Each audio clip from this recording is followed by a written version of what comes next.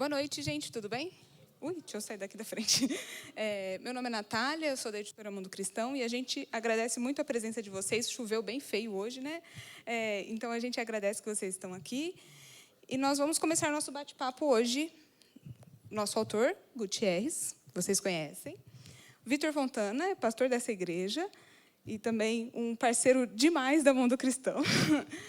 E o Juliano Speyer, jornalista da Folha de São Paulo, e também um grande parceiro nosso. Muito obrigada. Boa noite, pessoal. Obrigado pela presença de vocês. Estou muito feliz. Fiquei bastante preocupado essa tarde quando eu vi aquela chuva tenebrosa, mas tem um bom número aqui, graças a Deus. E quero agradecer, realmente é um esforço muito grande sair do trabalho, vir enfrentar esse trânsito dessa região. Mas obrigado, pessoal, obrigado mesmo. Eu quero... Bom, é tanta gente querida aqui, mas deixa eu apresentar algumas pessoas, enquanto tem gente chegando também. Eu acredito que vai chegar mais pessoas. Primeiro, é claro, minha esposa, cadê? Levanta aí, amor. Eduarda, para quem não conhece. E também minha mãe e minha irmã, que estão aqui, elas estão fazendo aniversário hoje. Né? Cadê a Paula? O meu pai, ali, dizem que eu sou parecido com ele. Eu acho que eu sou mais bonito. Né? E parte da minha família, meus tios que vieram lá do litoral, obrigado, vieram lá de Praia Grande, né? E fizeram esse esforço, estão aqui. Muito obrigado, minha prima. A minha tia, primas também aí, a Fran, quem mais? A Karine. Obrigado, gente. E fora o pessoal aqui que eu conheço também das redes sociais. Bom, sem mais delongas, o Vitor Fontana, um amigo, ele é pastor dessa igreja, como já foi apresentado. Ele é jornalista pela Casper Libero, pela tradicional Casper Libero, e também mestre em teologia pela Trinity, lá na Flórida, e também o Juliano Speyer. O Juliano, ele é o nosso... tem um conceito no meio evangélico, Juliano, que é o amigo da igreja. O Juliano não é religioso, o Juliano não é um homem ainda, pelo menos a gente está orando pela conversão dele. Mas Juliano é um antropólogo, vinculado à USP. O Juliano tem um trabalho fantástico que ele começou a pesquisar ali na periferia de Salvador.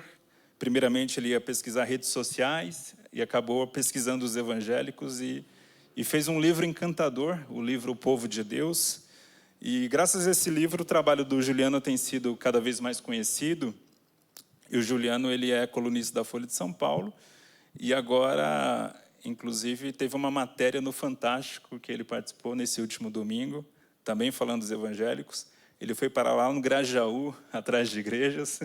Uma dica minha, né, Juliano?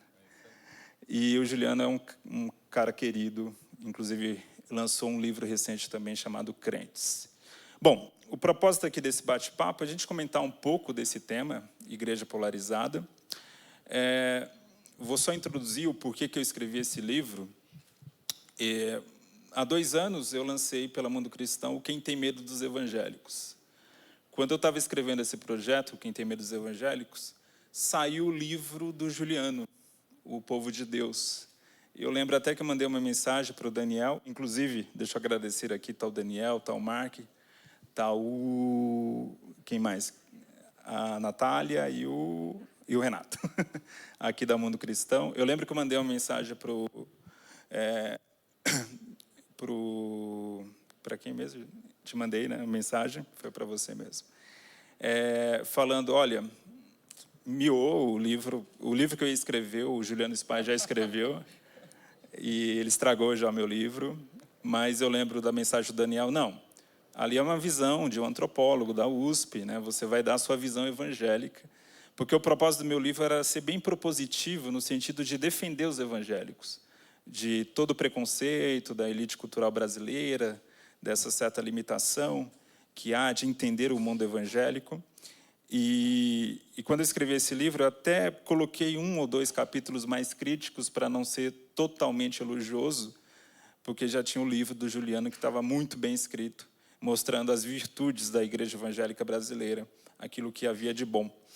E quando eu escrevi esse livro, muita gente me mandou mensagem, muita gente falou comigo, olha, gostei do seu livro, achei bacana, achei legal, mas assim, a gente tem problemas sérios. E aí a gente precisa também lidar com esses problemas. Eu lembro até que eu argumentava dizendo, olha, já tem muita gente apontando os problemas dos evangélicos, por isso que eu quis escrever um livro mais propositivo. Mas eu aceitei o desafio de escrever esse livro, porque a gente tem problemas sérios e talvez a polarização seja o maior desses problemas hoje. E isso aconteceu também porque eu li um livro maravilhoso de uma autora chamada Anne Applebaum, que ela escreveu um livro, chamado O Crepúsculo da Democracia, em que ela escreve o relato dela sobre como que ela não conhecia mais a chamada direita da Polônia, que ela tinha uma boa relação com a direita polonesa, e como ela foi vendo a radicalização daquela direita, o populismo tomando de conta, e ela vendo amigos que defendiam ideias parecidas quando ela era mais nova, e que foram pessoas que foram se radicalizando e tal.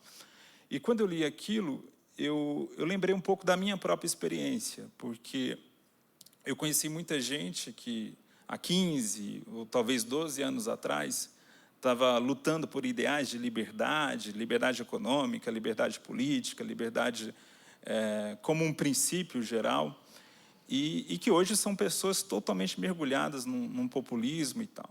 E isso é um incômodo meu também. E pior é ver isso no ambiente da igreja.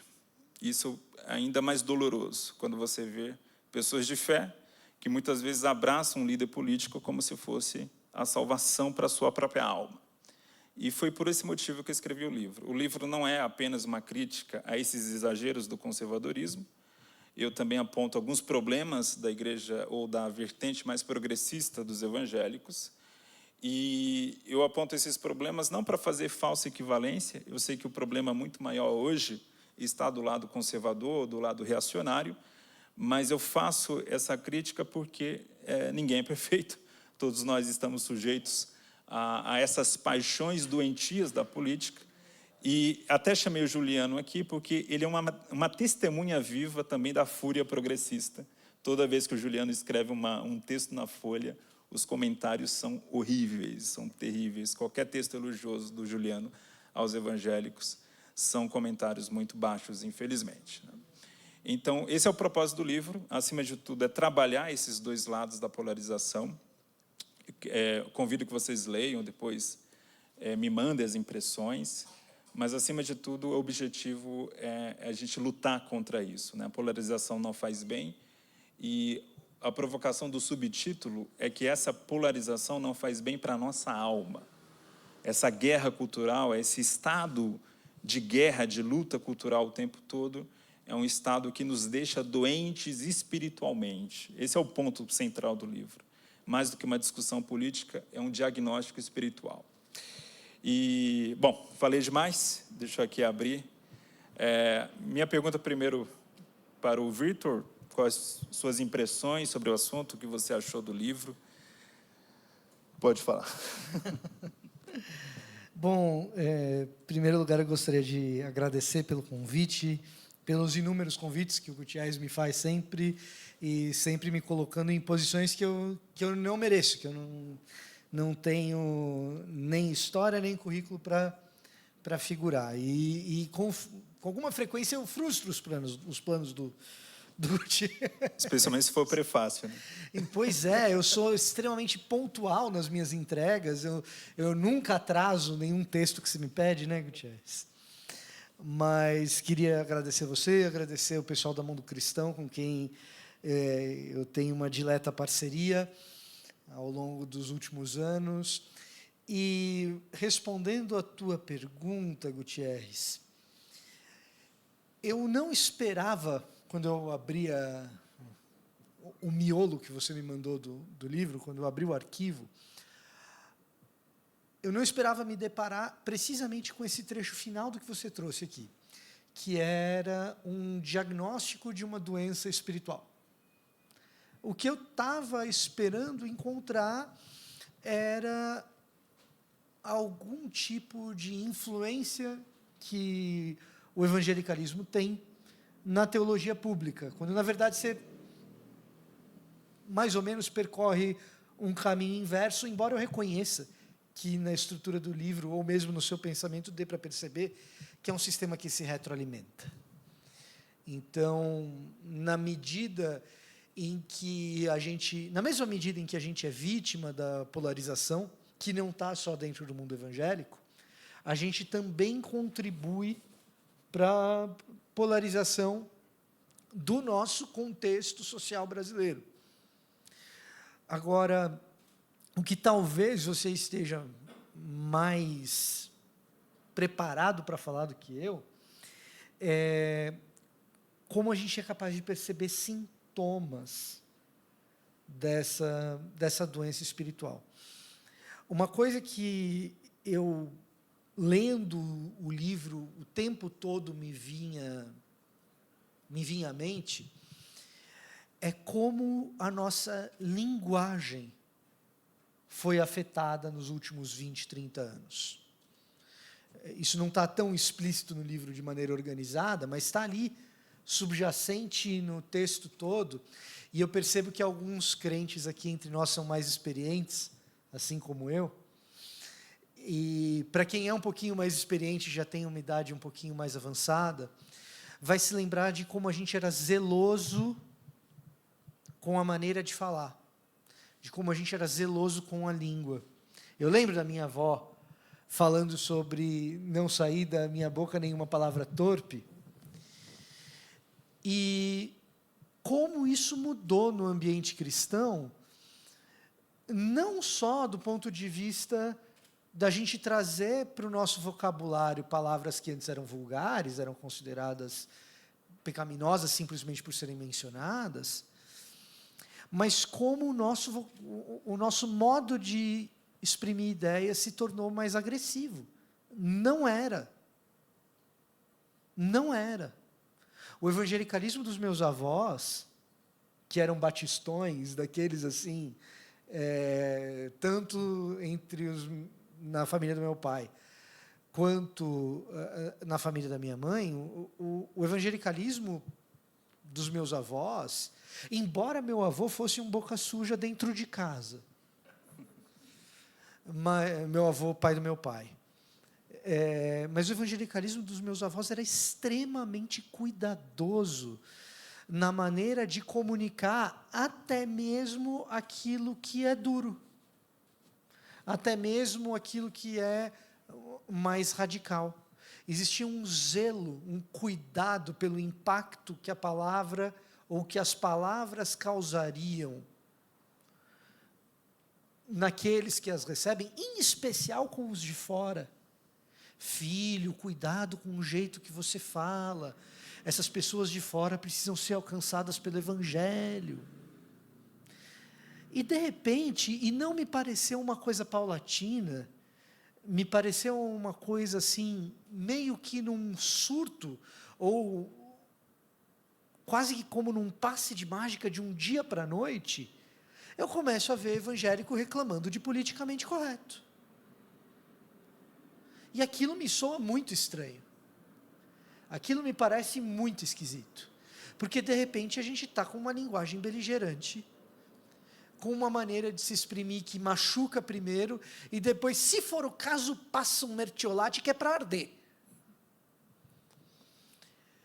E que me parece um sintoma de doença espiritual, de uma necessidade de agredir, de um ressentimento que pareceu ficar aprisionado durante muitos anos. Quando eu era criança, Gutierrez, eu ia numa igreja que o culto acontecia numa quadra de futebol, uma quadra de futsal, mas que, enquanto estava rolando o culto, você não saberia que o que tinha embaixo era uma quadra de futsal, mas durante a semana dava para jogar futebol lá. E tinha campeonatos. Eu lembro de uma vez falar para os meus amigos no bairro que eu estava indo na igreja para jogar futebol. E para eles aquilo não fazia o menor sentido. Eles diziam assim, o Vitor vai lá no Interpadres. E tiravam sarro de mim, porque eu estava indo para a igreja jogar futebol. Para a igreja para rezar. Não é? Mas por quê? Porque na minha infância ser evangélico era uma coisa minoritária, né? E as pessoas não entendiam o que era ser evangélico.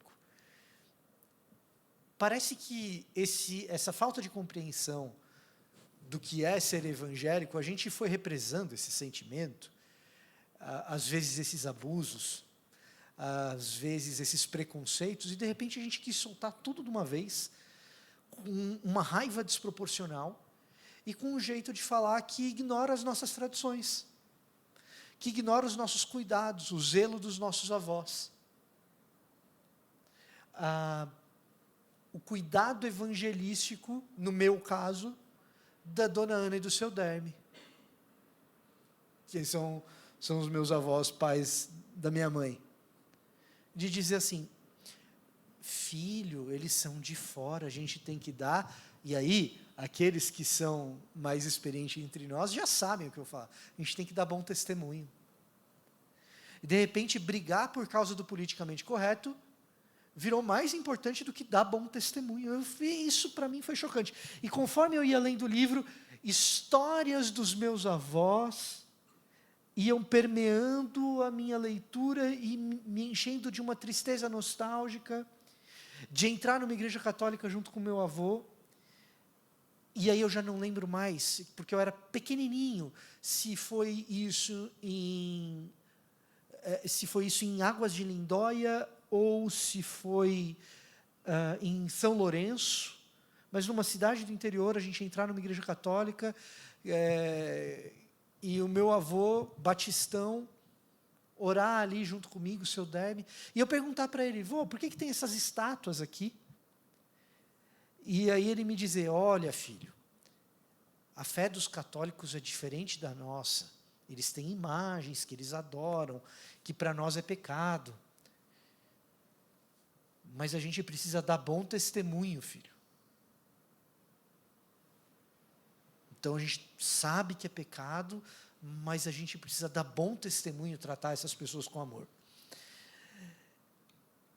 Eu não sei se começou quando chutaram a santa em rede nacional. Não sei se foi aí que começou. Eu não sei se começou quando a gente se politizou mais do que devia ter se politizado. Ou, na verdade, não é que a gente se politizou, a gente se partidarizou. Politizar é bom, é se partidarizar que é o problema. Mas a gente perdeu algumas coisas preciosas. Eu estou trazendo aqui o elemento do bom testemunho, da linguagem, mas existem tantos outros sintomas que estão ali presentes no seu livro, que é um livro bom, um livro necessário, mas para mim foi um livro dolorido.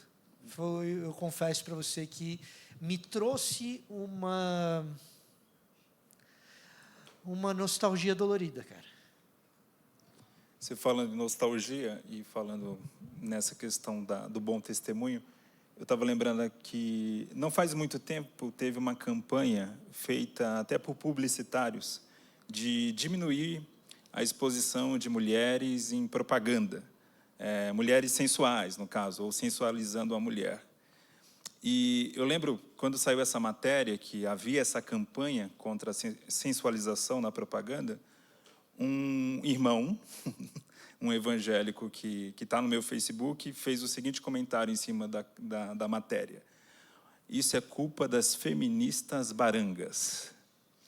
Aí, na hora, eu lembrei que nos anos 90, talvez esse mesmo irmão ia apoiar esse tipo de coisa. Seria algo natural. Ia ver isso até como um sinal de saúde da sociedade. Puxa, a sociedade está se preocupando em expor menos o corpo feminino para a venda de algum produto, né? E não, agora é politicamente correto, é algo das feministas e a gente deve combater a todo custo, né? É uma loucura. E olha, e assim, de novo, pode soar moralismo, e eu não quero que soe como se fosse isso, mas olha a linguagem, cara. Sim. É uma linguagem que meu avô ficaria escandalizadíssimo. Mas é natural hoje. Juliano, você estuda, né, mídias sociais e os evangélicos. Tem uma percepção na história que a caça às bruxas, que começou... normalmente as pessoas acham que caça às bruxas era algo que os católicos faziam, mas eram os puritanos. eram os colegas aqui do Virtual. É a nova Inglaterra. Os puritanos caçavam as bruxas e tem uma frase que atribui isso à invenção da imprensa. A invenção da imprensa ajudou a divulgar essas ideias que havia mulheres amaldiçoadas, feiticeiras, que deveriam ser caçadas, né? Você enxerga que a gente pode chegar em um novo ambiente de um Salem moderno? Salem foi todo aquele episódio de caça às bruxas famoso ali nos Estados Unidos. E o papel da nova mídia social, no caso, ou não, ou é um exagero? Dá para ouvir? Dá para ouvir? Bom, agradecer esse convite. Apesar de não ser evangélico, eu me sinto sempre muito bem nas igrejas. É equivocado dizer que eu não tenho religião, eu não compartilho da mesma religião, não frequento igrejas, mas me sinto muito contente com Jesus. Acho que Jesus é um cara, não sei se eu posso falar desse jeito, um cara, mas me perdoem, né? Mas um cara especial, né? E eu tenho um pouco de receio de olhar para essa provocação que você fez, porque eu tenho a impressão que a gente não tem ideia do abismo que a gente está entrando. E eu sinto, às vezes, que falar sobre isso, às vezes, com uma certa leveza, né, gera um grau de ansiedade em relação a alguma coisa que a gente não consegue controlar, né? Então,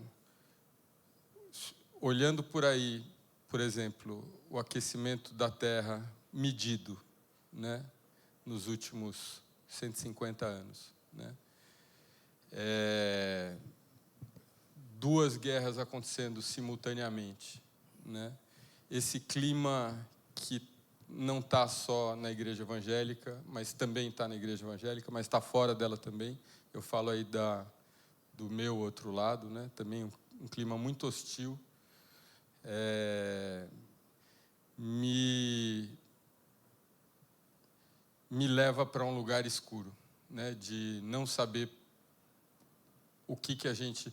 Se a gente não tem solução para alguma coisa, né? E a gente está caminhando nesse sentido, o que a gente faz, né?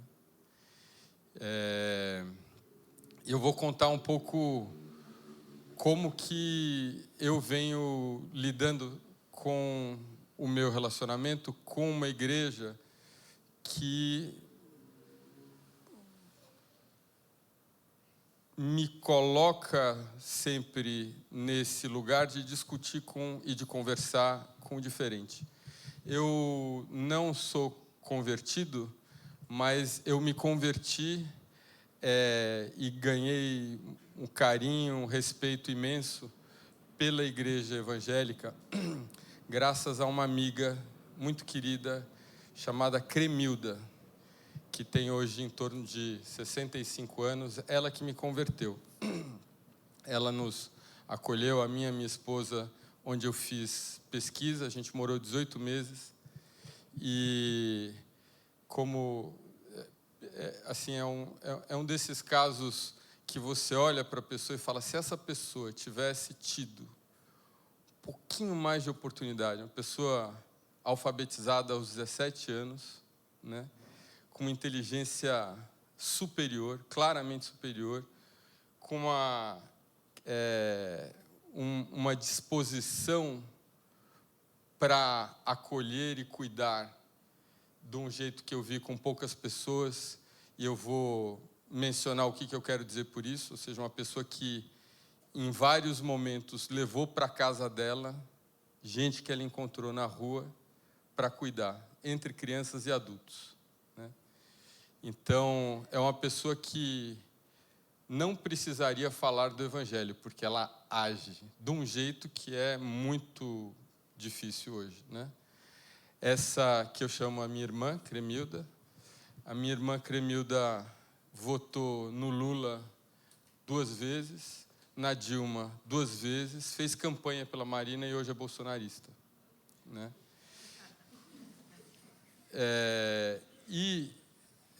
A gente, apesar disso, manteve a capacidade de respeitar as nossas diferenças. Então, a gente sempre, eu vou usar a palavra provocação, mas não é uma provocação maldosa, mas eu sempre pergunto para ela o que eu quero saber, de um jeito claro, né? Mesmo sabendo que essa pergunta não é confortável para ela.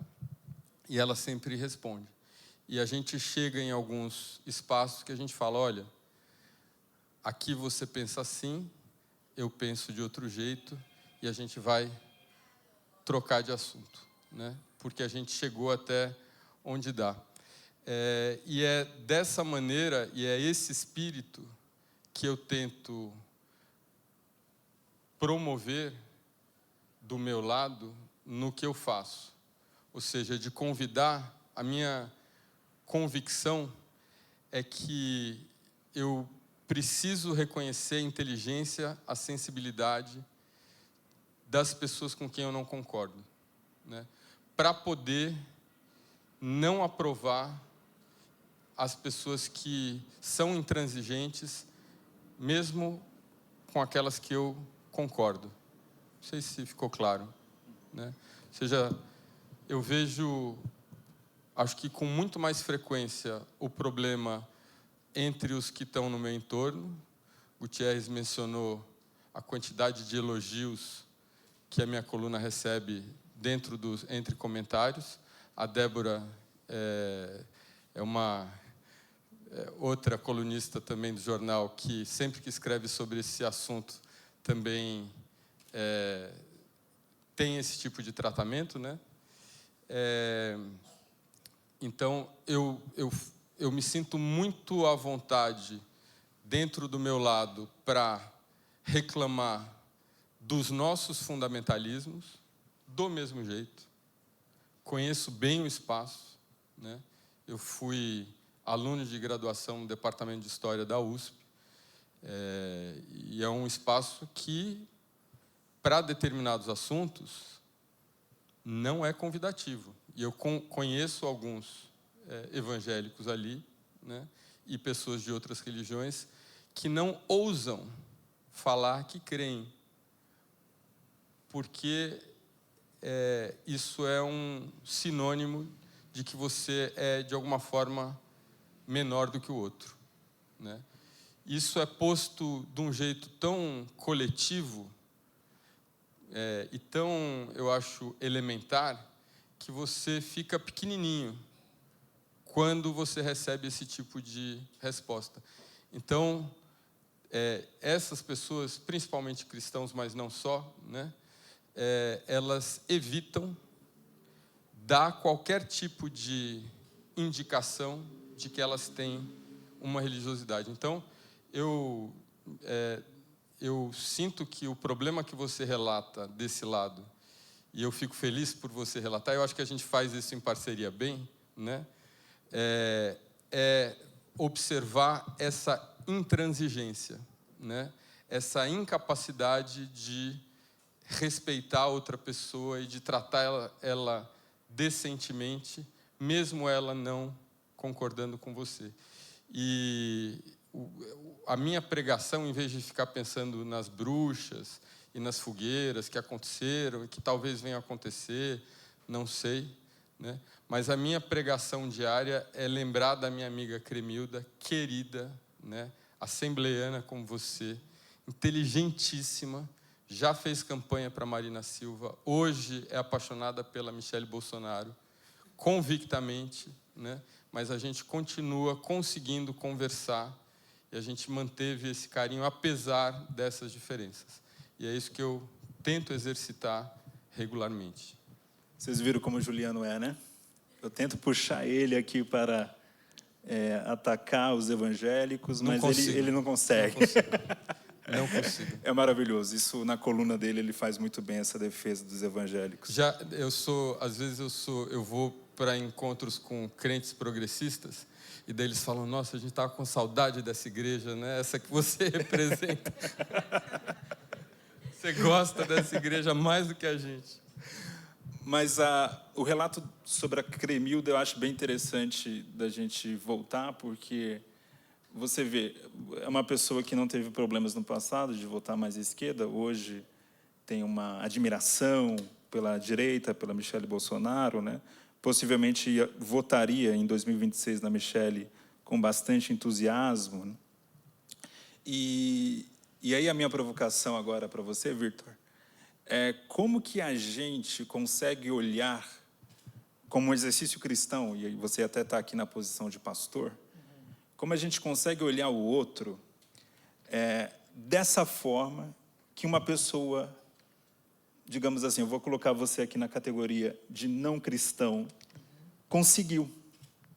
De olhar, olha, essa pessoa aqui pode ter uma discordância profunda na política, mas eu não vejo ela nem como uma comunista, quando ela votava na Marina, quando ela votava no Lula. Ela não é uma maldita comunista que quer destruir a igreja, e nem é agora uma fascista que quer matar gays, que quer, sei lá, impor uma teocracia e tal, né?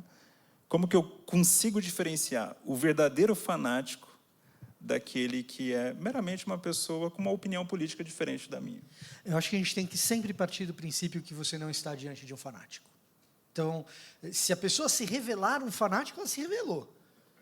Mas me parece que as nossas posturas defensivas fazem com que a gente faça o inverso.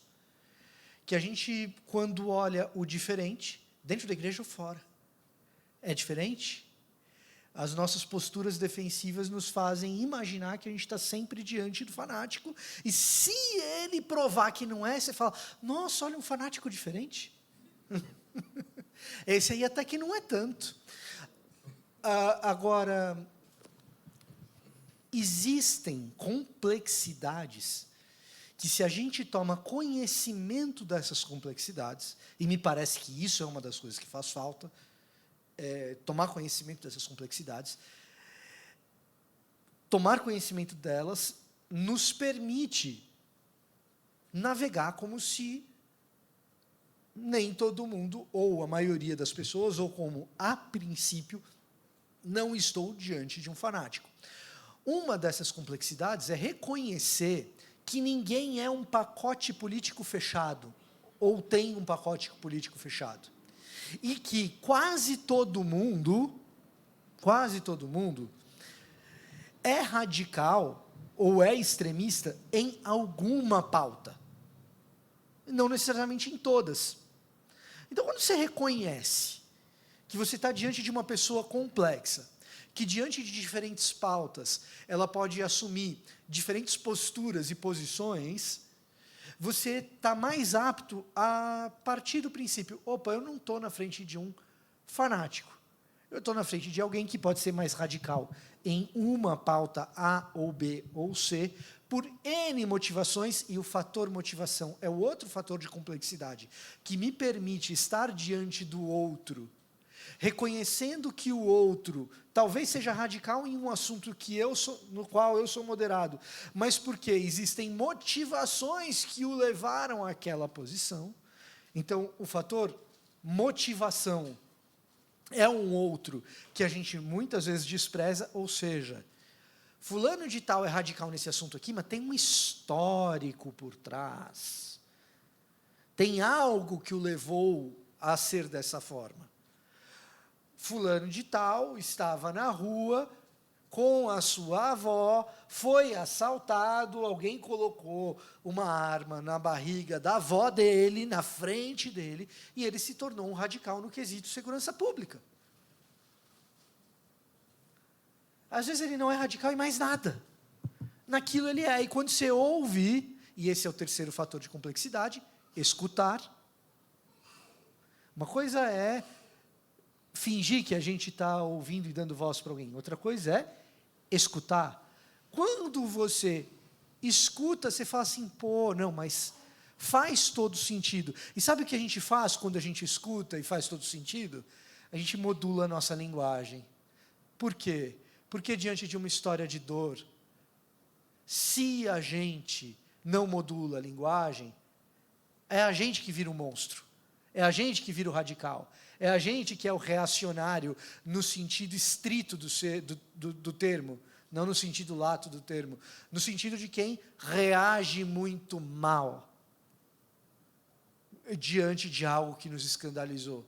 Quando a gente conhece a história da pessoa, e a pessoa nos expõe a dor e nos expõe a fragilidade, se a gente não é capaz de modelar a nossa linguagem para uma linguagem de tônica compreensiva, acolhedora, o monstro sou eu se eu não faço isso. Então, reconhecer que o mundo é complexo, nos faz sermos gente um pouquinho mais acolhedora, gente que é capaz de partir do princípio que... Eu parto do princípio que eu estou diante de uma pessoa que não é um extremista. Talvez seja em uma ou outra pauta. Se for, porque é. E a gente suspende um pouquinho o juízo. É um pouquinho de direito romano. Em dúvida a favor do réu. Mas a partir do momento que o meu interlocutor já foi colocado como réu, a gente já tem um problema. Diante de tudo isso, eu acho que tem um elemento, porque acho que todo mundo tem uma cremilda na vida. E contar histórias e trazer a coisa para o chão da realidade, com pessoas, com materialidade, faz com que a gente seja também mais compreensivo. A gente tem que reconhecer que na história das nossas cremildas, não foram apenas elas que mudaram, ou eles. A esquerda e a direita também mudaram. A esquerda mudou. Nos últimos 30 anos, a esquerda mudou. Ela se tornou mais identitária. As pautas do pobre foram substituídas por outras pautas de outras minorias.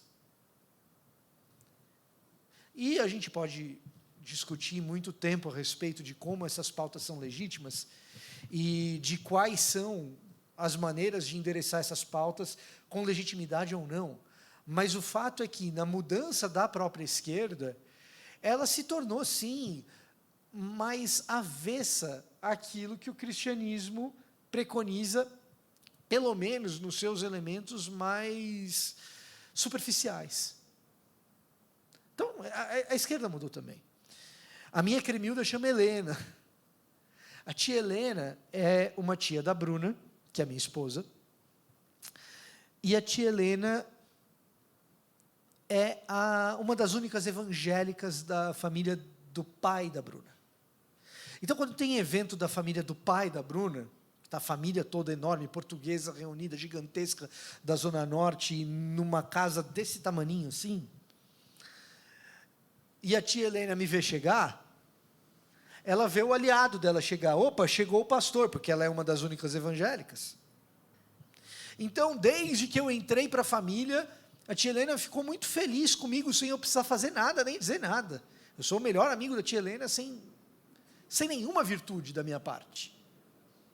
É uma pessoa muito simples, de pouco acesso à educação ao longo da vida, pelas características do nosso país. E então, o assunto dela comigo sempre foi reunião de oração, pecado de não sei o que lá. Mas o que acontece desse profeta aqui que mandou os ursos comer os meninos?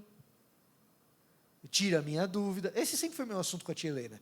E eu chegava na reunião familiar e eu já sabia que eu ia passar pelo evento tia Helena, ali colando em mim para conversar com ela, porque eu era a pessoa com quem ela se identificava naquele espaço social.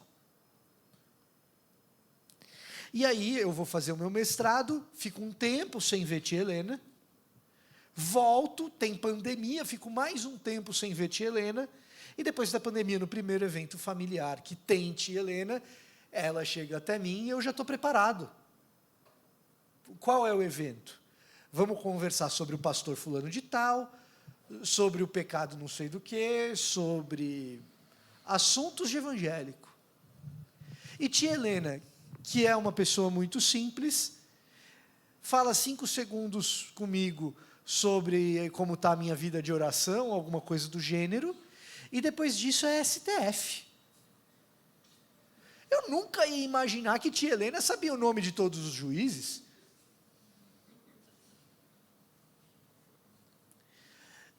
E sabe.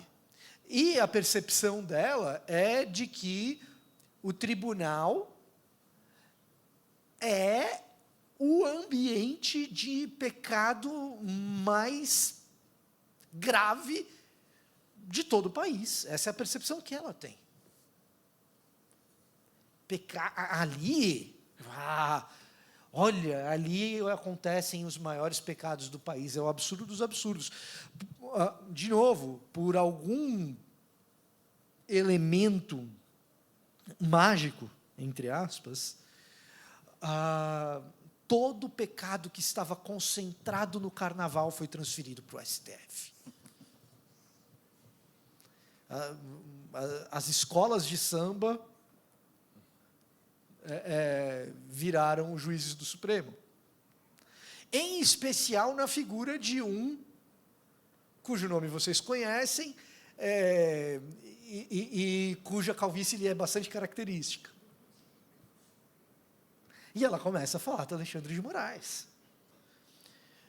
Pouco tempo antes eu não sei quantos aqui conhecem, mas pouco tempo atrás eu estava no podcast do Monark. Acho que nem o Monark falou tanto do Alexandre de Moraes igual ela falou aquele dia. Esse podcast que eu estava com o Monark não existe mais, porque o Alexandre de Moraes tirou do ar, tá, gente? E a sua tia, viu? Está aí, né? Só que tem um detalhe nessa história. A tia Helena é uma cremilda, no seguinte sentido. Ela fala, e ela termina dizendo assim, mas olha, o meu pastor fala do Alexandre de Moraes de um jeito. Eu não sei não, viu, mas eu acho que ele está errado. Porque o Jesus que eu leio na Bíblia é o Jesus que faz eu orar por esse Alexandre aí todo dia. O que eu quero é que ele conheça Jesus. E que lição que tia Helena dá?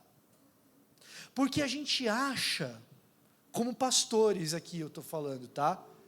Às vezes, que a gente resolve essa situação pelas vias da erudição. Não é, se você é pastor. A gente resolve essa situação pelas vias do Evangelho. Do fruto do Espírito, do poder infalível da palavra de Deus, da manifestação sobrenatural do Espírito Santo, do joelho no chão e do fogo. É assim que resolve. Porque, tia Helena, por mais que eu tenha divergências a respeito da maneira simplista como ela enxerga a política nacional, não é a minha sofisticação intelectual que faz dela crente. O que faz dela crente é o texto bíblico. E ela percebeu o seguinte, que o pastor dela aparentemente não percebeu, pelo menos pelo relato que ela me deu. Que o papel dela é ser crente de bom testemunho tocado pelo Evangelho. Então, eu fui bastante prolixo e longo na minha resposta à tua pergunta, mas com um toque de Evangelho, tia Helena, na sua simplicidade, entendeu a complexidade do mundo. Para aquele homem ser do jeito que é, deve ter alguma história por trás. Eu o enxergo como meu companheiro de jornada ser humano. Ela pode não articular com essa sofisticação, mas é isso que ela está fazendo. É isso que ela está falando. Eu o enxergo como meu companheiro de caminhada na batalha contra o pecado. É isso que ela está expressando, verbalizando. Quando ela diz, eu me coloco na brecha, essa é a expressão que ela usou, eu me coloco na brecha por aquele homem. E eu falo, uau, eis aí alguém mais crente do que eu. Muito bom. Na reportagem de Domingo do Fantástico, que você colaborou, Juliano, eu achei bem interessante um dos relatos de uma mulher de Recife, que ela mora ainda numa favela em Recife, em que meramente mudar de rua poderia ser um risco de vida, né? Porque havia 2 gangues naquela favela, e essas gangues se matavam, mas, à medida que o trabalho evangélico foi crescendo, essa rivalidade, essa tensão, essa polarização das gangues acabou. E há uma relativa paz agora, comparado ao que havia. Olhando um caso como esse, a gente pode ter aí a esperança de que, muitas vezes, há esse veneno da polarização no meio da igreja, mas, olhando casos como esse, a gente pode ver concretamente, também na sua experiência de pesquisa, casos parecidos. Isso é mais comum do que a gente imagina ou são exceções ainda?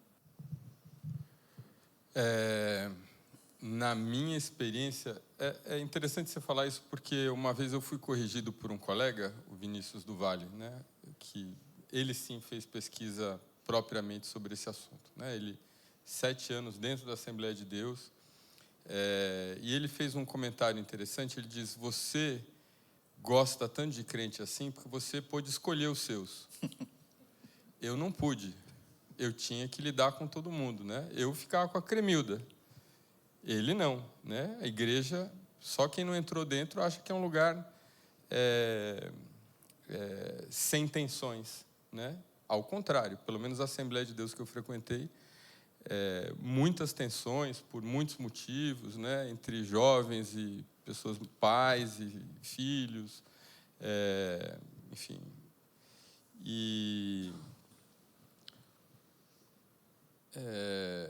Mas o que essa experiência minha trouxe foi a capacidade, assim, de ficar comovido por aquilo que eu não vejo, eu chamo de milagre sociológico. Você já deve ter ouvido falar, que eu repito aí o tempo todo, né? Porque foi tão forte para mim a experiência que eu não encontro outra palavra a não ser milagre para falar, né, sobre ela. Principalmente no caso da leitura, né? Que é um assunto que é muito caro para mim por alguns motivos. Então, a leitura como uma ferramenta para redução das desigualdades, né? A leitura como uma ferramenta para você conhecer as muitas belezas que a nossa história nesse planeta, tão confusa, tão conturbada, mas em alguns momentos lendo trechos, né, chegando próximo de alguns autores, por exemplo, né? Enfim, desde pessoas, enfim, autores clássicos, até, enfim, eu não consigo não pensar no Tiago Cavaco, pastor batista também.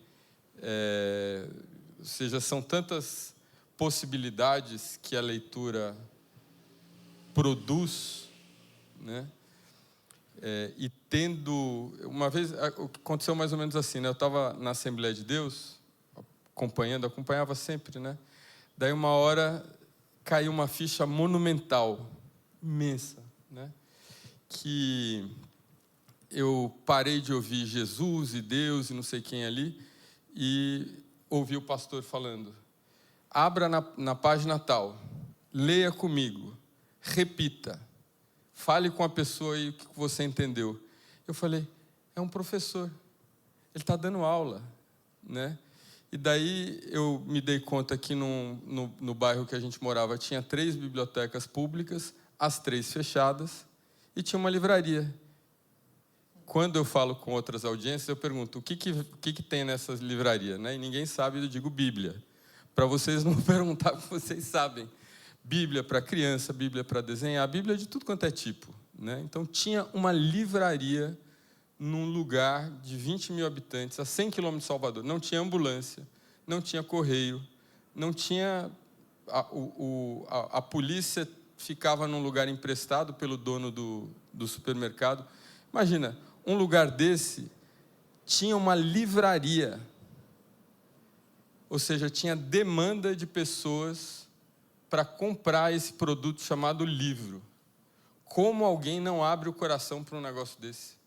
Né? Como alguém não percebe, daí juntando o fato de você olhar ali, dentro das famílias evangélicas, por exemplo, uma trajetória clara na direção de sair de trabalhos manuais para trabalhos que a pessoa ganha mais e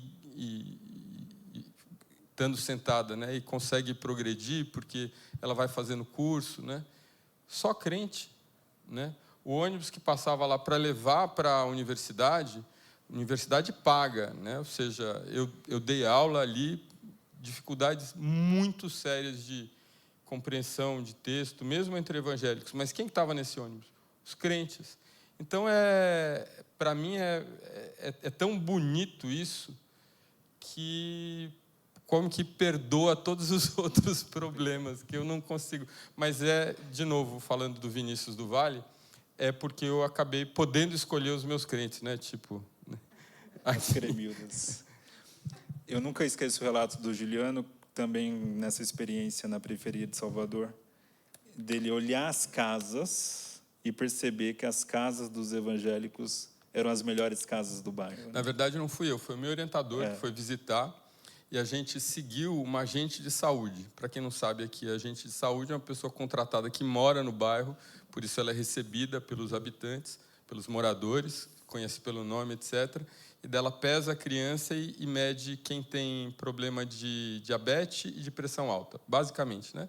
E quando a pessoa tem algum problema, ela já marca a consulta médica. Muito bonito o trabalho, né? E a gente acompanhou uma tarde inteira, entramos em algumas dezenas de casas, e o meu orientador, no final, falou, você tem razão, toda a casa de evangélico é bonitinha, pintada, você vê ali, né, a organização da casa construída daquele jeito, né? Eu falei, acho que você tem alguma coisa aí que você está falando, tem razão. Muito bom. Pessoal, deixa eu abrir para quem quiser fazer uma pergunta, fique à vontade. Vamos abrir aqui o diálogo. Tem que ter um corajoso primeiro, porque todo mundo fica tímido. Ah, a Roberta é corajosa. Não sei se tem microfone. Tá bom. Pode, por favor, se puder. Primeiro, parabenizar, né? Não preciso dizer que acompanho há algum tempo. E quando eu fiquei sabendo, né, do lançamento desse livro, até fiz questão de vir e me trouxe uma reflexão muito sobre o que o pastor pastor Vitor falou. Porque nós somos criados dentro da igreja e aprendemos que quem convence o homem é o Espírito Santo. E aí, com o passar do tempo, e olha que assim, né, deixa eu até fazer um resumo da minha vida, que eu amo política, sou candidato daquelas que saem para a rua para fazer campanha evangélica. Tem foto com a Michelle? Tenho foto com a Michelle Bolsonaro. Mas, assim, eu tenho essa preocupação dentro de casa. E eu falo isso porque eu lido com a minha mãe, que é mais idosa, e os meus irmãos, que são bolsonaristas fanáticos. E a minha preocupação é a seguinte, espera aí, mas nós temos um pensamento diferente. Né? Eu acredito que a política pode transformar uma sociedade, mas eu acredito também que nós vamos até um certo ponto. Né? A igreja não precisa, não precisa que eu defenda ela. Ela tem um dono. Eu preciso, às vezes, trazer políticas públicas para a sociedade. Agora, a igreja em si, ela já está sendo cuidada. É como se eu falasse que Deus é incompetente. Deus não está dando conta de cuidar da igreja porque está sendo atacada politicamente. Então, eu tenho sempre essa preocupação e essa pontuação. E a minha discussão em casa é sempre essa. Espera aí, mas quem convence? É eu ou o Espírito Santo? Né? Então, assim, eu acho que a gente tem muito, assim, embora exista esse receio de trazer a política, o ensino político no sentido de politizar as pessoas da maneira correta, eu tenho essa preocupação que eu falo assim, precisa cada vez mais falar sobre política da igreja para acabar com esse radicalismo. Por quê? Porque aquilo que a gente não aprende dentro da igreja é que nem adolescente. Vai aprender lá fora e aprende com a pessoa errada, aprende sendo radical, aprende sendo intolerante, não consegue ouvir. Por quê? Porque parece que aquilo que ele aprende dentro da igreja só vale para a igreja. Quando sai para a porta, para fora, está com um pau na mão, querendo bater na cabeça do outro. Então, assim, como dosar isso? Né? Não trazer, não transformar o púlpito em um palanque político, mas, ao mesmo tempo, não ser omisso no sentido que eu não posso deixar de falar. Porque, se é um assunto comum à sociedade, lá fora, talvez os nossos jovens, os nossos idosos, principalmente, que são os propagadores, perdão, irmãos, de fake news, né, que eu tenho toda vez, eu tive que ensinar minha mãe como ver a notícia correta antes de mandar. Como que a gente dosa isso? É o meu questionamento. Perfeito. Eu lembrei de um meme que mostrava eu ensinando a minha avó a instalar o WhatsApp. 1 ano depois, ela presa na Papuda.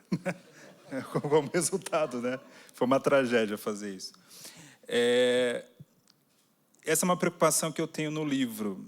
Assim, eu não quero que ninguém leia o livro e saia dizendo, olha, você está ensinando a não lidar com a política, ou você está dizendo que a política é uma bobagem. Não, a política é o bem comum, é a busca do bem comum. Então, a política é muito importante. Agora, o como lidar e ser propositivo, eu penso o seguinte, a gente tem a oportunidade como cristãos de transmitir os valores do Evangelho em tudo que a gente faz, em tudo. É no trabalho, eu posso ser um faxineiro, eu posso ser um médico, eu posso ser um dentista, eu posso ser um político, mas eu tenho que transmitir, o Evangelho tem que ser aquela rede que vai me segurar em alguma coisa. Eu sou um financista, eu não faço qualquer negócio. Eu sou um médico, eu não vou recomendar para o meu paciente uma cirurgia que não tem necessidade apenas para eu ganhar mais dinheiro.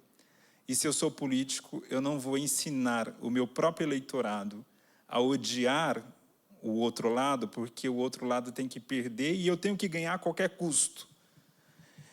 Eu tenho um amigo que está muito envolvido em política, que quando eu vi uma cena que ele se envolveu, eu mandei uma mensagem para ele, e ele não me respondeu, mas a gente é muito amigo. Nesse dia ele não me respondeu, mas eu escrevi para ele, meu amigo, Jesus falou, né? Como que Jesus falou mesmo? Agora esqueci. Mas eu escrevi para ele. Está escrito lá. Jesus falou, o que adianta o homem ganhar o mundo inteiro e perder a sua própria alma? Né? Eu acho essa frase de Jesus fantástica. Né? Porque perder a alma aí não é no sentido só, morreu e foi para o inferno. Não, é perder a humanidade, perder o seu jeito de ser gente, porque você quer ganhar a qualquer custo. Então, a minha mensagem no livro é, ok, eu posso lidar com a política. Você gosta do Bolsonaro?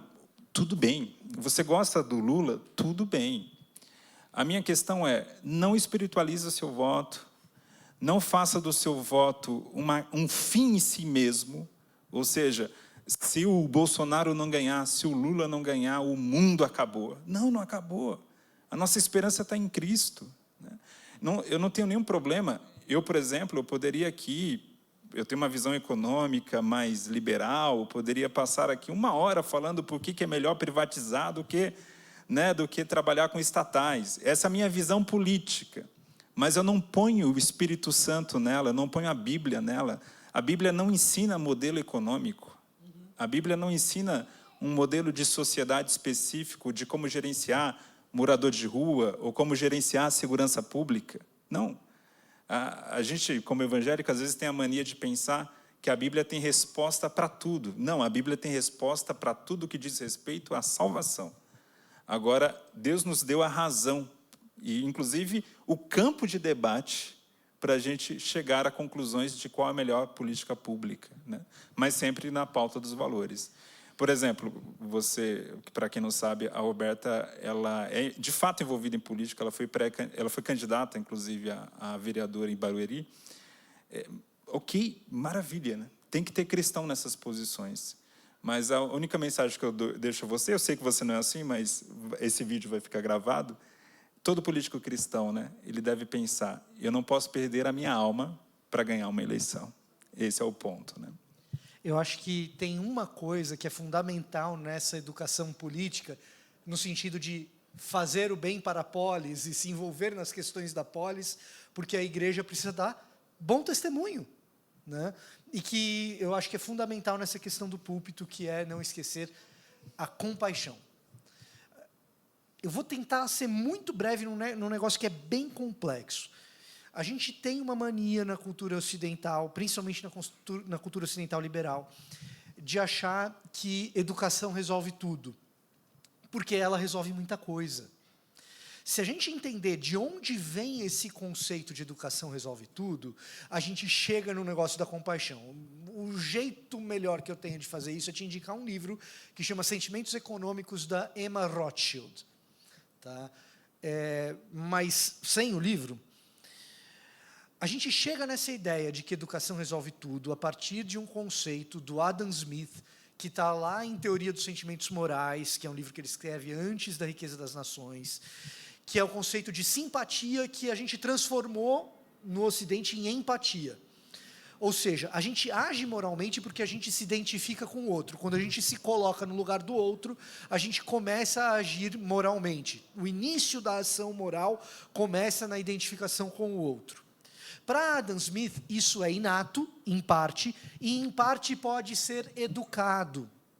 E então, a base moral do Ocidente se dá na seguinte premissa: na medida em que eu educo, eu transformo pessoas em pessoas moralmente melhores. E isso ganha tração no liberalismo, depois no iluminismo, e a ética iluminista é isso por excelência. Quanto mais eu educo, melhor a pessoa fica, moralmente. E isso é uma verdade parcial. Em parte isso é verdade.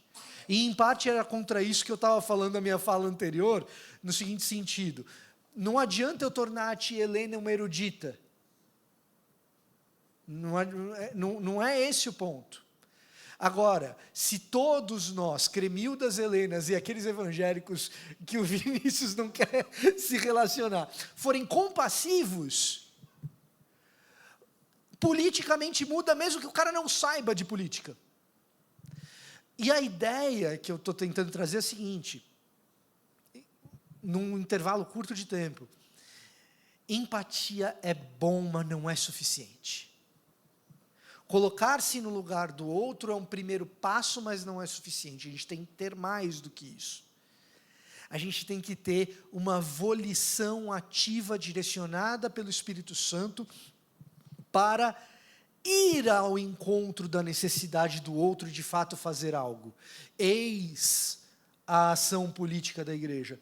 Toda vez que a igreja vai em direção ao outro, toda vez que a igreja vai em direção à dor do outro e resolve a questão do outro por compaixão e misericórdia, reflexo do evangelho, que isso a Bíblia ensina, de fato, toda vez que a igreja faz isso, ela é um agente político relevante. Quando a igreja alfabetiza para as pessoas poderem ler a Bíblia, ela é um agente político relevante. Quando a igreja identifica no seu bairro um problema de saneamento básico, porque não é todo mundo que tem água encanada, ela vai encher as paciências do prefeito, é simplesmente compaixão. Mas quando ela faz isso, ela é politicamente relevante e atuante. Então, o nosso púlpito, ele não é partidarizado nem um palanque, quando o nosso púlpito motiva, impulsiona, admoesta os cristãos para que estejam se projetando missionalmente e compassivamente em direção ao outro necessitado.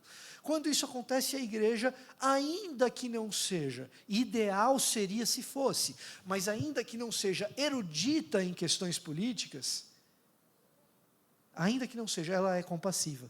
E sendo compassiva, ela é politicamente atuante e relevante. Me fez lembrar, eu contei essa história recentemente para o Juliano, a gente estava jantando. Recentemente, lá na igreja, um rapaz contou um testemunho que é a ação política na prática. Ele contando que ele era um bandido que foi fazer um assalto mal sucedido, trocou tiros com a polícia e foi atingido por um tiro. E quando estava sendo levado para o hospital pela polícia, na ambulância, ele foi evangelizado pelo policial. O policial era pastor e falou para ele: você está morrendo, você precisa entregar a sua vida para Jesus. É a sua última chance. Ele não morreu, ele aceitou a Jesus e hoje ele é um diácono. E aí eu te digo, é uma ação política de tirar um bandido da rua. Com o evangelho. E eu fiquei mais impressionado com a história, porque muito crente poderia ter feito o que esse policial fez. Mas imaginar que foi um policial que fez isso. Um policial que poderia pensar, esse cara estava querendo matar um colega meu. Esse policial poderia até provocar a morte dele naquela ambulância, o que a gente sabe que não é incomum de acontecer. Mas ele preferiu ganhar uma alma, né? Então, essa ação política na prática. Algum comentário, Juliano? Não, tem outras perguntas aí. Tá bom. Primeiro, Gutierrez, parabéns pelo livro, de extrema importância no tempo em que nós vivemos, não é? E para o cenário, conforme o Juliano falou, que é um abismo que a gente não tem noção do que estamos entrando. Parabéns também, Juliano, pelo seu livro. Li o seu livro já inúmeras vezes e tenho recomendado para muitas pessoas, para muitos líderes. Apesar de não sabermos, para você, Juliano, para você também, Gutierrez, apesar de não saber o abismo em que nós estamos entrando, de não conhecermos profundamente, você cita no seu livro, Juliano, a Amy Eric Smith. Ela escreveu um livro, Brazilian Democracy, Democracia Brasileira, Mobilizing the People of God, mobilizando o povo de Deus. E ela traz a pauta da guerra cultural que você aborda aqui. Eu queria ouvir vocês da seguinte maneira.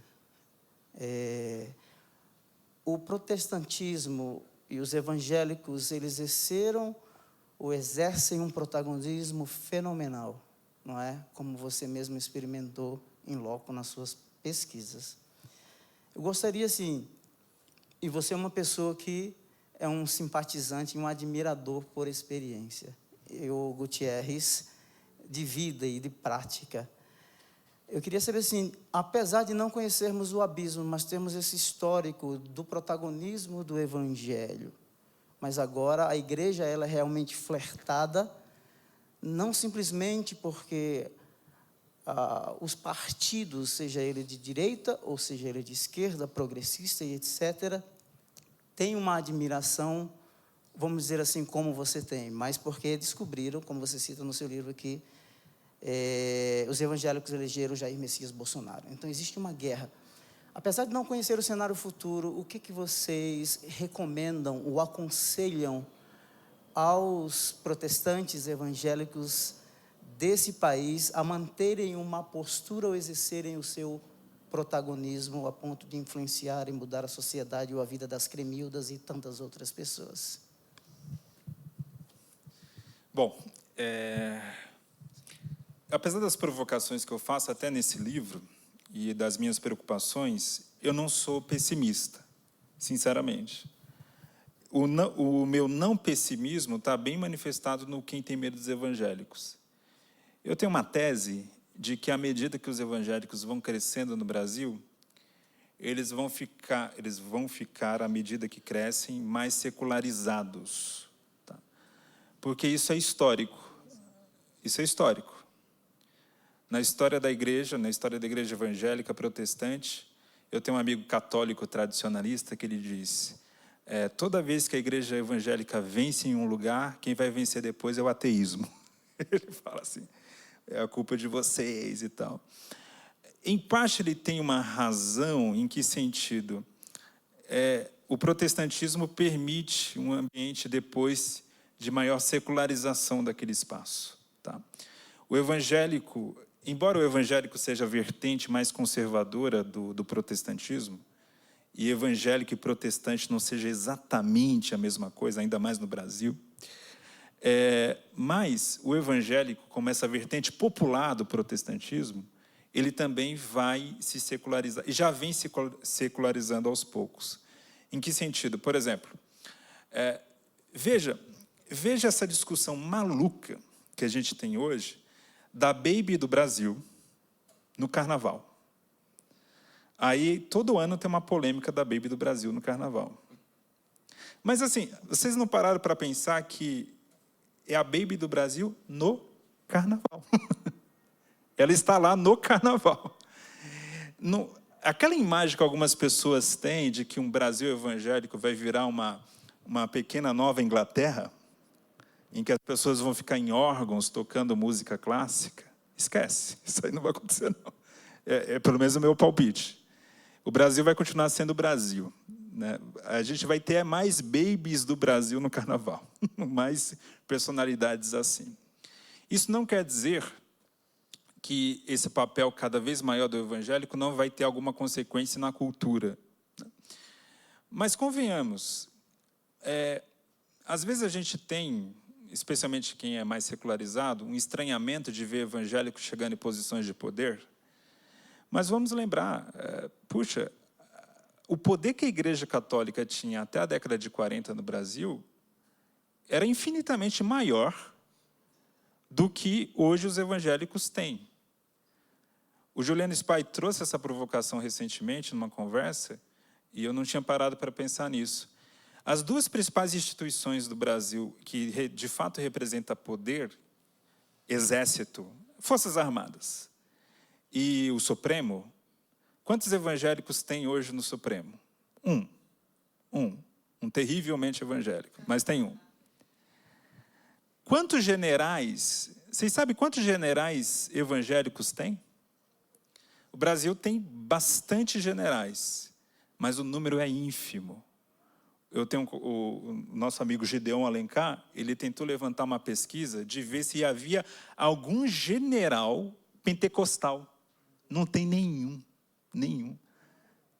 Luterano tem. Mas presbiteriano também deve ter. Mas não tem. Então, assim, o evangélico ainda está longe de deter, de fato, o grande poder no Brasil.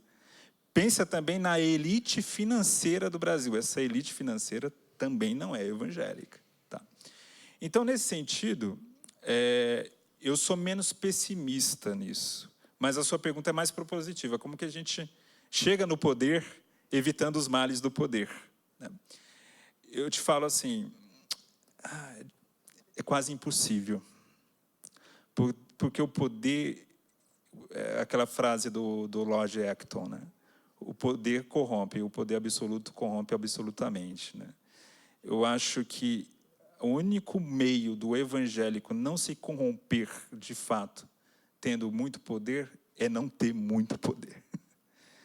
E a minha esperança é que o evangélico continue crescendo no Brasil, mas que ele não se torne, de fato, majoritário, porque isso vai ser bom para a gente. Se a gente for majoritário, aí essa esperança que eu tenho, ela morre um pouco.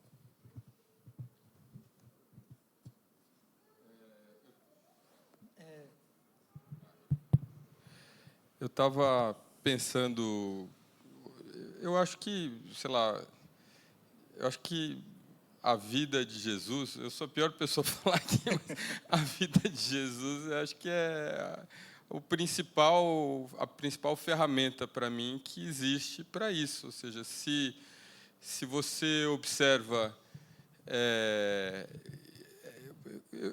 Eu tinha de adolescente uma reflexão curiosa, né? Não me interessava nenhum dos milagres esses de mudança mágica, né? Transformar água em vinho, salvar o morto, nada disso me interessa, né? Eu acho que nenhum deles é superior aos outros milagres, que são milagres da consciência, né?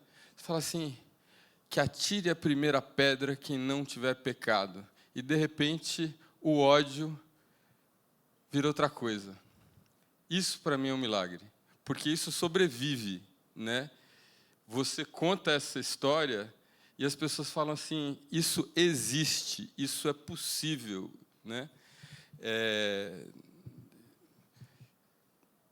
Eu convidaria qualquer pessoa a ler, por exemplo, a autobiografia do Gandhi, porque ela é constrangedora. Ela é constrangedora, acho que de uma maneira parecida com que esses exemplos de Jesus são constrangedores.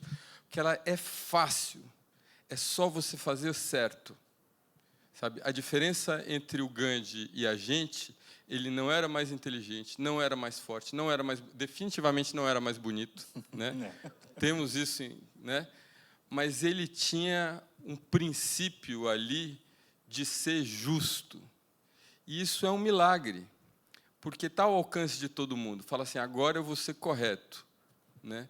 E a autobiografia dele é bacana, porque, em geral, as autobiografias são mais ou menos formas que a gente se elogia, né? Minha vida é tão interessante que eu vou contar ela para vocês. Vou contar de um jeito bacana para vocês falarem, ó, você é legal mesmo, né? E a autobiografia do Gandhi é ele o tempo todo dizendo como ele não é bom o suficiente, né? E como ele poderia ser melhor. E é inspirador isso. Sei lá, acho que é isso que não adianta a gente convencer ninguém se a gente não mudar, entendeu? Ou buscar mudar, eu acho que é isso. E reconhecer a falha dos outros, também aprender a perdoar, falando assim, nossa, é difícil para mim.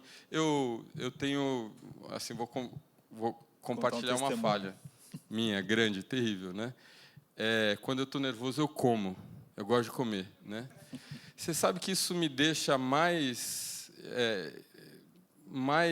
sensível. Eu falo, graças a Deus que é comida que eu...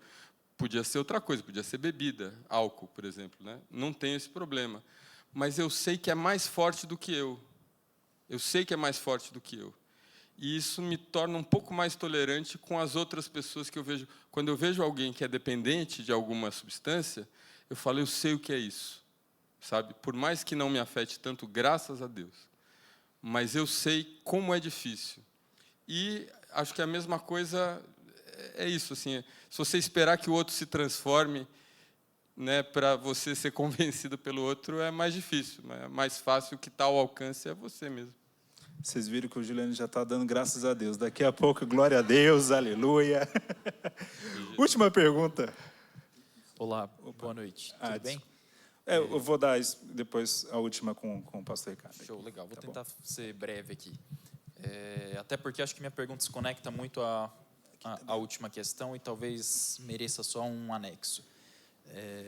Meu nome é Danilo, eu sou administrador público de formação, cursei Direito também, sou crente de berço, presbiteriano, gosto muito de gestão pública, acho que o nosso país andou para trás bastante nos últimos anos, daquilo que a gente bateu muito a cabeça para reconstruir, para construir, talvez, desde a redemocratização. E acho que muito disso é por conta da polarização. E aí a minha pergunta aqui não é sobre a igreja polarizada, porque acho que você já deve ter feito ainda não li, estava dando uma folheada aqui, fez um papel muito interessante de tratar sobre isso, diagnosticar, mas olhar o pós-polarização, que eu acho que é algo que eu tenho, de alguma maneira, tentado analisar e, em alguma medida, até construir dentro do meio evangélico, a capacidade que a gente vai ter, que a gente pode ter, de ser um movimento de antipolarização para algum momento que o Brasil, porque eu acredito muito nisso, a democracia ela é sempre muito cíclica, em algum momento a gente vai estar cansado demais da polarização e alguém vai falar, não tem ninguém aí que é contra essa raiva exacerbada? E eu acho que minha aposta é que não tem ninguém que tem mais vocação para construir esse movimento do que o crente. Só que eu posso estar errado, porque eu sou parcial, porque eu sou crente, né? E eu queria perguntar primeiro para o Gutierrez, a partir dessa visão e desse estudo que já foi construído, mas acho que seria muito interessante ouvir alguém que não é crente falar sobre isso. E queria te perguntar também, Juliano. Olha, eu acho que na sua pergunta já está a resposta. Esse efeito cíclico da história, né?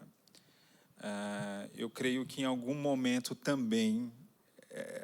É porque a polarização deixa o debate burro. Você não tem como trabalhar com dados se o que dá espaço são likes. Você precisa trabalhar com slogan. Então, fica muito difícil você fazer gestão pública em um ambiente em que a performance, o teatro, é mais importante do que o resultado, né? Você vê uma figura como o que o Trump hoje está fazendo nos Estados Unidos, aumentando tarifa, por exemplo, ele sabe que isso não vai funcionar, ele sabe. Mas ele está fazendo porque ele precisa fazer uma performance, ele precisa fazer um teatro, né? Então, fica muito difícil você fazer política pública. Mas a minha resposta é essa, eu acho que, eu concordo com você. Uma hora isso vai gerar um cansaço e algum espaço para esse tipo de política vai se abrir. E exemplo histórico não falta, né? Se a gente olhar até para a própria América Latina, por exemplo, você teve... Talvez o Uruguai e o Chile sejam dois bons exemplos nisso, porque passaram também por momentos tenebrosos de polarização, especialmente na ditadura ali da década de 70, 80. É claro, uma polarização que um lado era muito mais forte do que o outro e muito mais violento, né? Só que foram países que conseguiram se libertar disso por muito tempo, especialmente o Uruguai está liberto disso até hoje, o Chile voltou um pouquinho atrás, mas comparado a outros está muito melhor. Então, eu vejo que a gente, em algum momento, pode alcançar pelo menos esse nível da América do Sul, né? Então, nesse sentido, também eu sou otimista. Eu estava vendo um dado, no meu livro eu tenho um capítulo sobre, não tem nada a ver, mas só para te dar um exemplo, sobre teoria conspiratória, né? Eu estava vendo um dado interessante, tem uma pesquisa feita nos Estados Unidos, que o número de pessoas, eu não lembro exatamente o número, mas vou colocar aqui que seja 15% da população, que acredita piamente em teorias conspiratórias. Quando você pega esse dado constante no decorrer do século XX, esse dado é constante. Esse dado ele não tende a aumentar muito nem diminuir muito. Tem alguns picos, por exemplo, de 15 vai para 18, vai para 20, mas depois volta para 14, para 13. Então, quando você vê um dado como esse, vem naquela resposta do Victor. A maioria das pessoas não são fanáticas. Então, a maioria das pessoas não gosta dessa polarização. Só cabe, em algum momento, surgir um líder, né? E tem uma tese interessante de um cientista alemão, um cientista social alemão, que ele fala o seguinte: boa parte da polarização só existe graças à elite política. Não é a população, é a elite política que provoca a polarização. Em público. Exato, exato. Então, assim, se a nossa elite política melhorar um pouquinho, a polarização acaba. Ou diminui, pelo menos. Eu estava... É uma pergunta difícil, né? Será que essa final dessa polarização vem do campo evangélico? Engraçado, eu tenho a impressão que pode vir, mas não por eu achar que exista uma desproporção de pessoas mais moralmente compromissadas aqui ou fora. Eu não acredito nisso, né? Mas eu tenho a impressão que pode vir para cá na medida em que esse espaço é um espaço de muita educação, né? E eu digo para uma educação cívica, uma coisa que o pastor Valdinei Ferreira escreveu há alguns meses na Folha, como a igreja, para todo mundo, ensina alguma coisa que a gente não aprende hoje nem na escola, né? Que é como lidar uns com os outros em ambientes públicos, né? Porque, dependendo da igreja, óbvio, né? Se a gente fala de igrejas que são proprietárias, a gestão é diferente. Mas em igrejas como essa, elas são mantidas por quem está aqui. E ele fala, né? Assim, o Valdinei viveu essa experiência muito intensamente como pastor, ou seja, se aprende dentro das reuniões de assembleia, que horas você fala, como você se dirige, né? Ou seja, tem muitos aspectos difíceis, difíceis eu digo que não são agradáveis, né? De custos, ou seja, isso daqui é uma comunidade de fato. E talvez esse tipo de experiência sirva para ser levada para outros âmbitos, né? De uma correção, um sentimento aí de que o outro é tão importante quanto você, então a gente não vai roubar. Talvez essa hiperindividualidade do brasileiro, né? Que busca ganhar vantagem porque, enfim, a gente aprendeu dessa forma que essa história do se a farinha é pouca, meu pirão primeiro, né? Enfim, talvez esse tipo de tradição que eu acho que é mais alemã do que americana, né? Nesse sentido do coletivo, eu acho que ela pode sim trazer esse tipo de resultado. Perfeito. Última pergunta, pastor. Eu vou tentar ser rápido. Muito obrigado, Gutierrez, Vitor e Juliano. Acho que excelentes insights. Estou ansioso para ler o livro aí. E pensando nos caminhos adiante, para mim, por exemplo, uma das inquietações que eu tenho é que no Ministério Pastoral e no Ministério Estudantil, que eu envolvido muitos anos, que duas coisas são muito importantes que ajudar as pessoas a crescerem nelas: é aprender a ler a realidade e aprender a ler bem a palavra. E às vezes a gente não faz nenhuma das duas coisas bem, e isso gera um monte de problemas. Aí me chamou a atenção um comentário que você fez um momento, e eu acho que eu entendi o que você quis dizer, ainda que talvez assim, naquilo que você falou, eu ficaria, você acha que talvez eu pense um pouco diferente. Então, mas você falou assim, em algum momento, que a Bíblia tem respostas, acho que respondendo a irmã Roberta ali, no que diz respeito à salvação. Eu, assim, no meu trabalho, muitos anos com estudantes universitários, eu respondi um pouco diferente, no sentido de que, às vezes, o estudante vinha e me perguntava assim: mas, por exemplo, a Bíblia tem alguma coisa a me dizer hoje sobre aquecimento global? Uhum. É claro que no aquecimento global é um problema de hoje, não é um problema da época em que a Bíblia foi escrita, mas a minha resposta costuma ser: a Bíblia tem muito a nos dizer sobre o aquecimento global, ou sobre inteligência artificial, ou sobre alguns outros problemas que a gente tem hoje no mundo. E eu acho que parte do nosso problema, ainda que eu fiquei um pouco inquieto com o seu comentário, Vitor, sobre, às vezes, a nossa ambição é meio iluminista de querer educar as pessoas, ou tal. Então, não sei se eu sou muito ingênuo nisso de achar que eu vou ajudar as pessoas a lerem melhor a Bíblia, e isso vai ajudar a resolver o problema. Mas um caminho adiante para a igreja, será que não passa por aí? A gente tem que, nas igrejas, ajudar as pessoas a terem ferramentas melhores para conseguir ler melhor a realidade, ferramentas para conseguir ler melhor a palavra de Deus. Perfeito. Eu vou pedir para o Vitor comentar essa, mas deixa eu só fazer um comentário, explicar melhor o que eu quis dizer, né? Quando eu falo assim, que a Bíblia não tem a resposta para tudo, é em sentido mais, de fato, de política pública, né? Em sentido prático mesmo. A Bíblia tem uma receita, por exemplo, para acabar com o aquecimento global? Receita prática? Não, não tem. É claro que ela tem princípios como cuidar do meio ambiente, é um princípio que está claro. Deus mandou que Adão cuidasse do jardim. Isso aí é um princípio que é inegável. A mesma coisa, né? A Bíblia tem uma política específica para cuidar de moradores de rua? Não, não tem uma receita. Mas o cuidado ao vulnerável é um princípio bíblico, um valor inabalável. Então, eu estou pensando mais aqui naquela tentação que, às vezes, os evangélicos têm de tentar achar pequenas receitas práticas na Bíblia para tudo.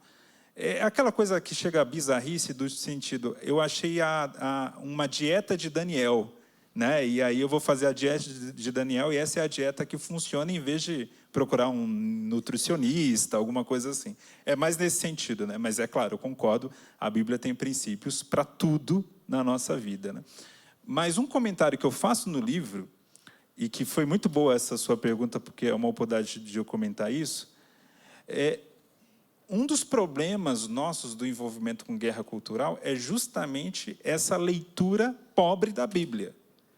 Eu comento no livro, a nossa tradição evangélica é uma tradição que exalta muito a Bíblia, mas ler a Bíblia muito pouco.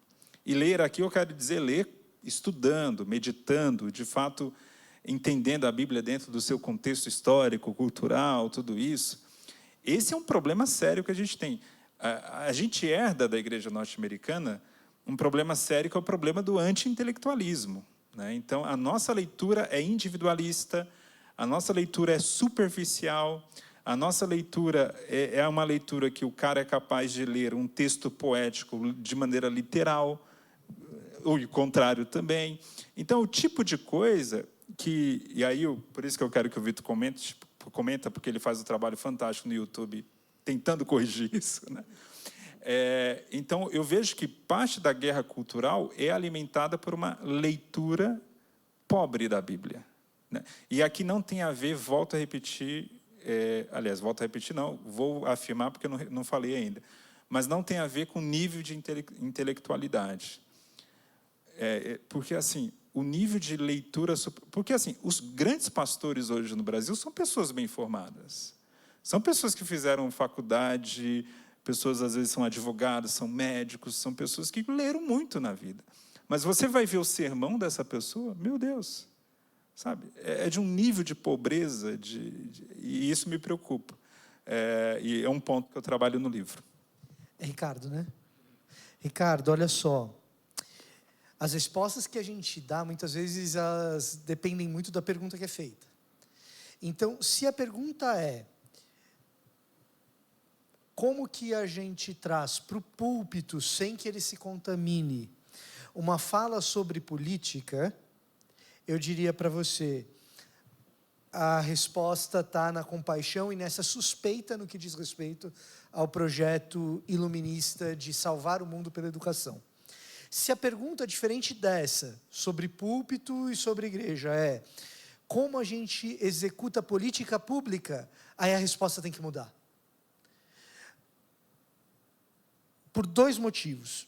Primeiro, a Bíblia pode fazer parte, e na minha opinião deve fazer parte disso, mas eu sou radicalmente contra a ideia de que simplesmente com pessoas biblicamente letradas a gente é capaz de fazer boa política pública. Cito um rápido exemplo a respeito disso. Adolf von Harnack era biblicamente mais letrado, possivelmente, do que todos que estão nessa sala. E se juntar eu e o Gutierrez, que eu conheço bem o quanto a gente é biblicamente letrado, somando nós dois não dá Adolf von Harnack.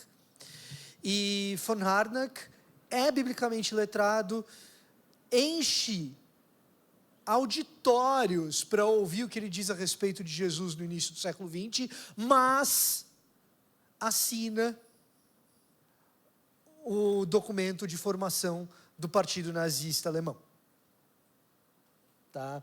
Então, meramente ser biblicamente letrado, sem misericórdia, compaixão e ação real do Santo Espírito, não resolve. Não resolve. E na hora de fazer política pública, essa literatura bíblica que está presente, junto com esse agir poderoso do Santo Espírito de Deus, e um discipulado compassivo no caminho real de Jesus Cristo, isso tudo se soma, deve se somar à política pública baseada em evidência. Se o assunto é aquecimento global, o cristão bem equipado com Bíblia não pode ignorar como funciona o modelo matemático que relaciona o aquecimento do mundo com a atividade humana, que o impacta. E que tipo de atividade humana é essa?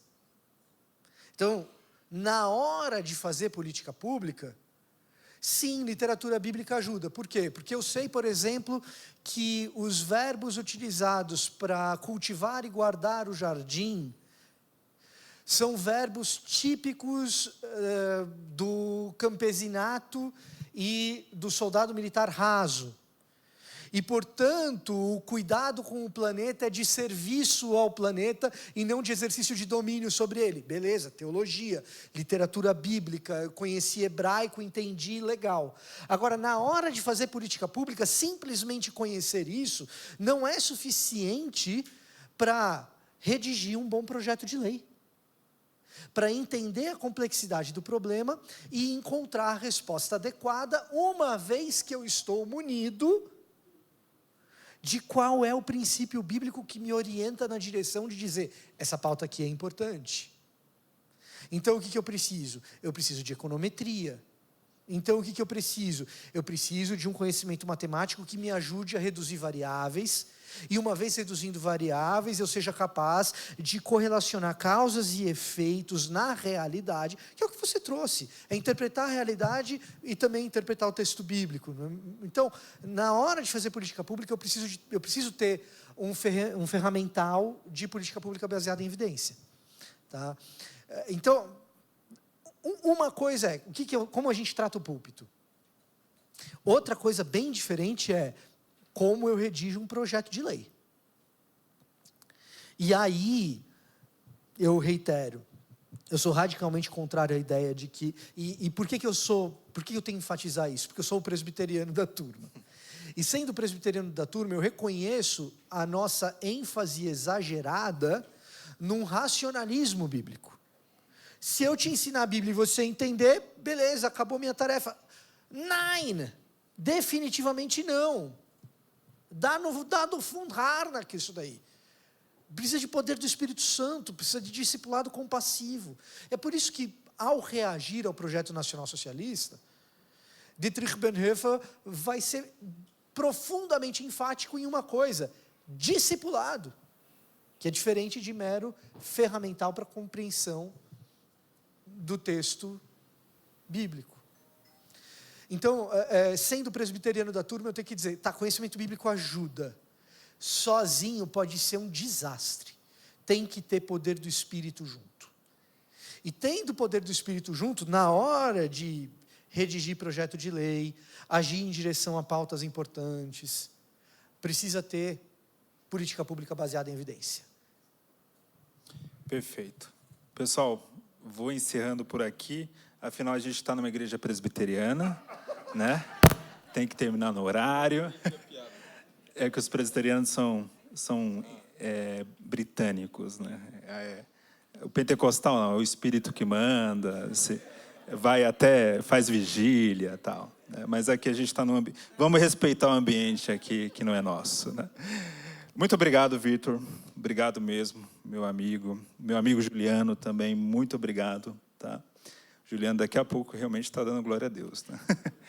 Obrigado a vocês, pessoal. Não é fácil, repito mais uma vez, chegar depois de um dia cansativo de trabalho. Né?